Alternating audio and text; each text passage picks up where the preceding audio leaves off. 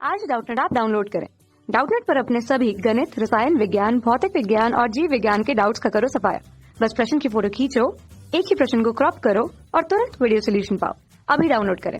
Hello दोस्तों, इस प्रश्न में हमें यहाँ पे एक अभिकथन तथा एक तर्क दिया है। यहाँ अभिकथन में यहाँ पे दिया गया है कि भौतिकी का सूक्ष्म प्रभाव क्षेत्र अर्थात माइक्रोस्कोपिक डोमेन पदार्थ के घटक एवं संरचना का परमाणुओं एवं नाभिकों के सूक्ष्म स्तर पर अध्ययन करता है।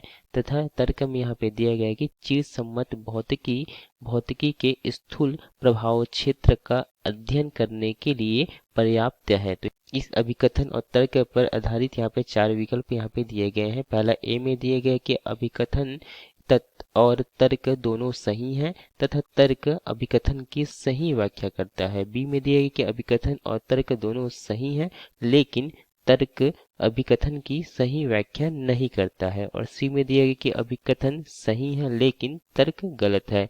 और डी में दिया गया कि अभिकथन एवं और तर्क दोनों गलत है।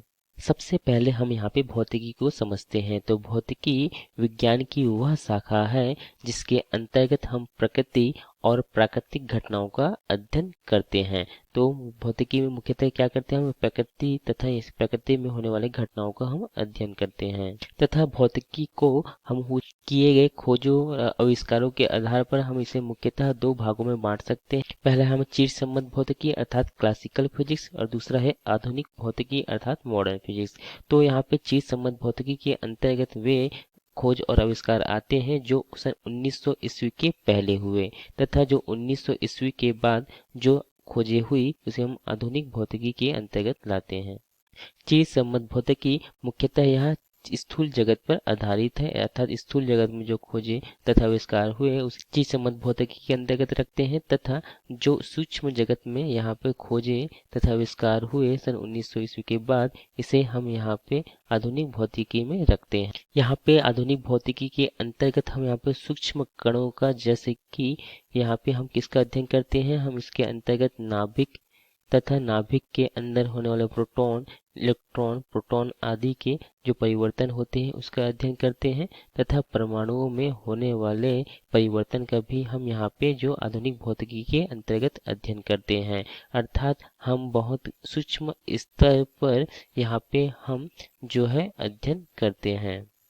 तथा चिर सम्मत भौतिकी में स्थूल जगत का अध्ययन होता है, मगर यहाँ पे जो चिर सम्मत भौतिकी सभी की व्याख्या करने में सक्षम नहीं होता है। तो यहाँ पे सक्षम नहीं होता है, जैसे क्वांटम यांत्रिकी को हम यहाँ पे चिर सम्मत भौतिकी में ना अध्ययन करके हम यहाँ पे किस में करते हैं, इसे हम यहाँ पे आधुनिक भौतिकी में करते हैं। तो यहाँ पे बहुत सारी चीज़ों को जो है यहाँ जो चिर सम्मत भौतिकी के अंदर हम पर्याप्त हम अध्ययन नहीं कर पाते हैं, जिसके कारण से आधुनिक भौतिकी की हमें ज़रूरत होती है। तो जो हमें यहाँ पे प्रश्न में जो यहाँ पे दिया गया था कि जो अभिकथन और यहाँ पे क्या दिया गया था उसका जो तर्क दिया गया था। तो पहला हमें अभिकथन में यहाँ पे दिया गया था कि भौतिकी का सूक्ष्म प्रभाव क्षेत्र पदार्थ के घटक एवं संरचना का परमाणु एवं नाभिकों के सूक्ष्म स्तर पर अध्ययन करता है। तो यहाँ पे यह सही है।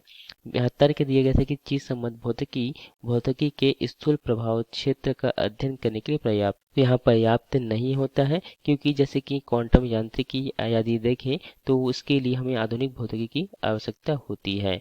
तो यहाँ पर जो तर्क दिया गया है वो क्या यहाँ पे गलत है। तो यहाँ पर जो विकल्प जो दिया गया था इसमें यहाँ पे विकल्प सी सही होगा। इसमें दिया गया था कि अभिकथन सही है लेकिन तर्क गलत है, तो यहाँ पर सी सही है। धन्यवाद।